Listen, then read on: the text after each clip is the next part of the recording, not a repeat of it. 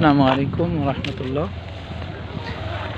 আমাদের বাগেরহাটের ঐতিহ্যবাহী এটা হলো পচা দিঘির পাড়। এটা আমাদের বাগেরহাটের দশানি থেকে আসার পথে ডান দিকে যে রাস্তাটা এসেছে ওই রাস্তাটার সোজা আসলে একটু পরেই পচা দিঘি এটা আপনারা দেখতে পারবেন। আর এই যে গাছগুলো দেখছেন সারা পাশে অনেক গাছ ছিল, অনেকগুলো গাছ ছিল। তো কিছুদিন আগে, বছর দুয়েক আগে এই গাছগুলো কেটে ফেলা হয়েছে। তো মানুষের বাধার সম্মুখীন হওয়ার পর এই গাছগুলো আর কাটতে পারেনি। দুই একটা গাছ আছে, সামনে চলেন দেখতে পারবেন। রাস্তার সম্প্রসারণ করবে এই কথা বলে গাছগুলো কেটেছে।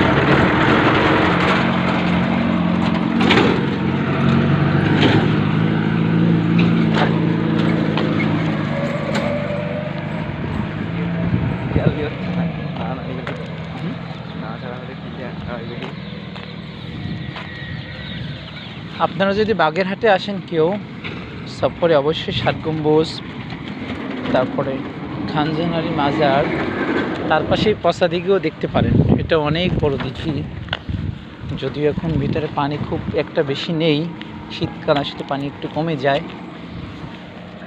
তারপর অনেক বড়, এটা 44 অথবা 46 বিঘা হবে, সম্ভবত 46 বিঘা। এটা হলো বাগেরহাটের এক ঐতিহ্য। খানজাহান আলী রহমতুল্লাহ আলাই যখন বাগেরহাটে এসেছিলেন, এলাকাটা জঙ্গল এলাকা ছিল এবং লবণাক্ত পানিতে পরিপূর্ণ ছিল। তো তারা যখন এখানে স্থায়ী বসবাস করে তখন চিন্তা করলেন মিঠা পানি কীভাবে সংরক্ষণ করে রাখা যায়। তিনি বিভিন্ন জায়গায় পুকুর খনন শুরু করলেন।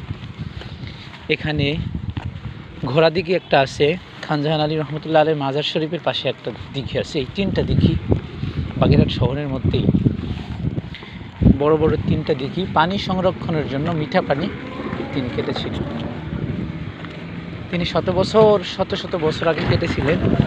আজও এটা আমাদের মধ্যে জীবিত আছে। সবাই আসলে আমাদের এই পচা দিঘি দেখে যাবেন ইনশাআল্লাহ।